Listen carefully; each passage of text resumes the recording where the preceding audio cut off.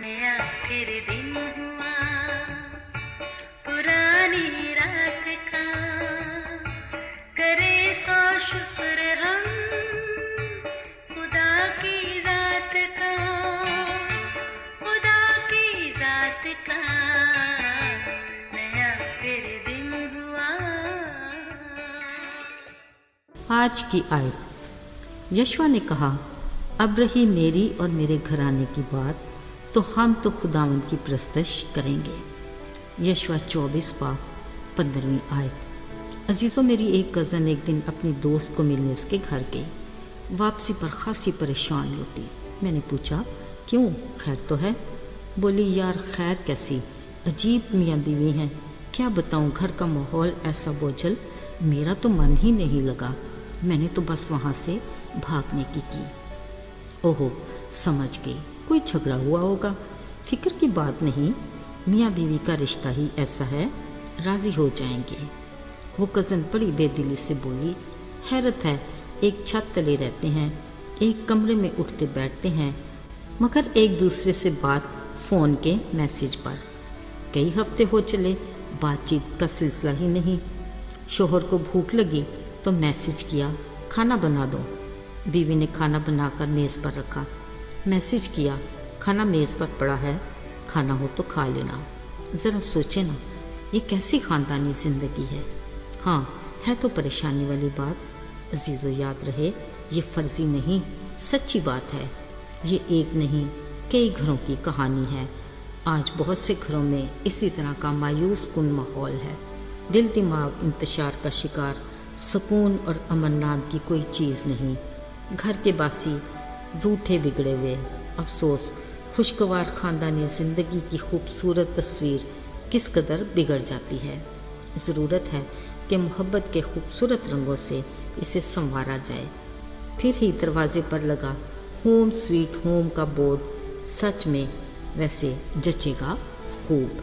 अजीज़ों, मुकाबलेबाजी या जंग के कई तरीके होते हैं। कभी एक का सिर्फ एक से मुकाबला, कभी दो का दो के साथ, और किसी वक्त एक अकेले का टीम के साथ। आज पागे अदन में भी इब्लीस का इब्तदाई ख़ानदान यानी आदम और हवा पर हमला आवर होने का मंसूबा था। खुशगवार ज़िंदगी गुजारने वाले इस घराने का सुकून असली दुश्मन इब्लीस को एक आंख न भाता, और फिर खालिक खुदा से रफ़ाकत तो उसे किसी भी पल गवारा न थी। चुनाचे उसने शक का तीर हवा पर चलाया और कहा, देखो, असल में खुदा चाहता ही नहीं कि तुम उसकी मानद नेक व बात के जानने वाले बनो।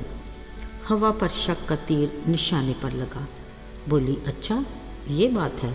साथ ही इब्लीस ने लालच का तुरकश चलाया। हवा ने फ़ौरन उस फल की तरफ देखा जो उसकी आंखों को खुशनुमा लगा। इब्लीस ने चालाकी से पूछा, क्या तुम बाग के सारे दरख्तों का फल खाते हो? हवा ने कहा, हाँ, मगर एक दरख्त का फल मना है।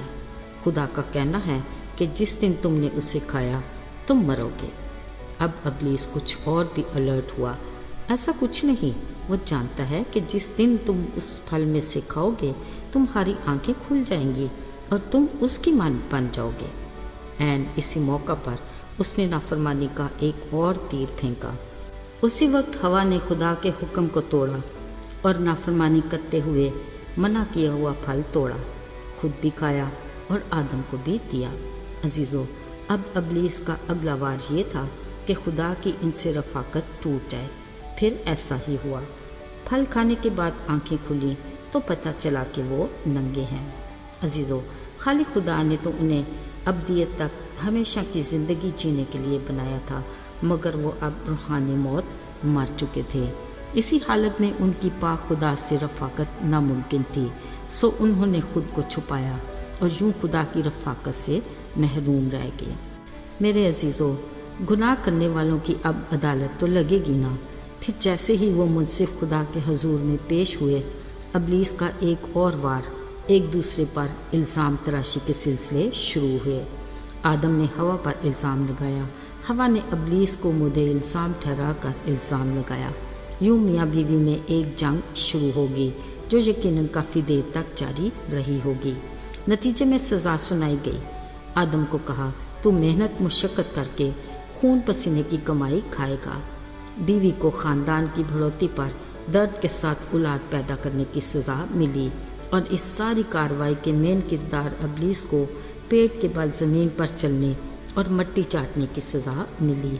फिर एक वादे और बड़ी उम्मीद की आस के साथ उन्हें बागे अदन से निकाल दिया गया। यूं अपने असली दुश्मन इब्लीस के बायस ये छोटा सा घराना शदीद बदहाली का शिकार हुआ। यकीनन बागे अदन जैसे ऐश व आराम की ज़िंदगी छूट जाने पर इनके आपस के मिजाज में भी खासी तलखी आई होगी और उनके घर के हालात और माहौल में भी खासा इंतशार पैदा हुआ होगा। अजीज़ों, ये फर्जी नहीं, सच्ची बात है। ये इस एक घर की नहीं, कई घरों की कहानी है। आज भी यही अज़ली इब्लीस अपनी पूरी कुव्वत के साथ इन्हीं वारों से घरानों में झगड़े और इंतशार का बायस है। शकूक और शबात की बदौलत कई घरानों में झगड़े जन्म लेते हैं। मियाँ बीवी का एक दूसरे पर एतबार नहीं, औलाद और वालिदैन एक दूसरे की मोहब्बत में शकूक को ले आते हैं जो किसी भी सूरत मुमकिन नहीं। मगर ये इब्लीस की ऐसी चालें हैं जो कई घरानों में बेसुकूनी का बायस बनती हैं और रिश्तों को कमज़ोर करती हैं, जिससे नाफरमानी और हुक्म न मानने की मनफी सोच सर उठाती है। मियाँ बीवी एक दूसरे की बात नहीं मानते, बच्चे अपने वालिदैन की नाफरमानी करते हैं, एक दूसरे की ताबे फरमानी कबूल नहीं, ना बीवी को खाविंद की, ना बच्चों को वालिदैन की। सच तो ये है कि हुक्म ना मानना रिश्तों में मोहब्बत के एहसास को ज़ायल करता है, जिसके बायस एक घराने में जुड़े रिश्ते टूट कर बिखर जाते हैं, बिल्कुल उस माला की तरह जिसका धागा टूट जाए तो मोती बिखर जाते हैं और फिर हाथ नहीं आते। अब ज़रा सोचें, जब आपस की रफ़ाकत नहीं तो फिर बतौर ख़ानदानी इबादत खुदा से रफ़ाकत कैसी? जब ख़ानदानी रफ़ाकत नापेद है तो अजीज़ों कलीसियाई रफ़ाकत तो फिर दूर की बात है। ज़रा सोचें कैसा अच्छा मंजर होता वो जो एक घराना एक दूसरे के हमरा बाइबल हाथ में थामे गिरजा घर की तरफ रवा दवा हों। ऐसा तब मुमकिन है जब हम अपने घराने की बेसुकूनी का इल्ज़ाम एक दूसरे पर ना लगाएं, बल्कि साफ दिली से और डट कर यीशु के नाम में इब्लीस का मुकाबला करें और उसको मार भगाएं, क्योंकि उसी के कादिर नाम से हम फतह हासिल कर सकते हैं। आइए दुआ करें। आए खुदा, तू हमारा बाप है जो हमारा ख्याल रखता है। तूने हमें घराने की सूरत में बड़ा तोहफ़ा अता किया। तौफीक अता कर कि हम तेरी मोहब्बत की बदौलत अपने घराने से जुड़े रहें। हमें बरकत दे और अपने में महफूज रख। यीशु के मुबारक और प्यारे नाम में आमीन।